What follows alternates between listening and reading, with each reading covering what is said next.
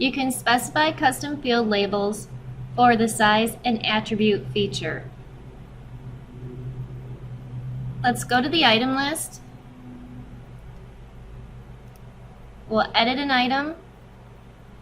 You can see where the size and attribute field is shown on the inventory item form. If we want to customize those fields, we can go to File, Preferences, Company. Underneath the General tab, you'll see My Field Labels, and here's where you can change them. So instead of attribute, I will type in color, and instead of size, I will choose prefix. I will save those fields, and we're back out to the item list.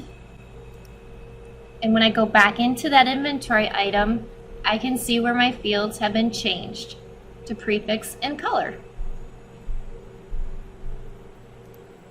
And that concludes our video on how to customize field labels.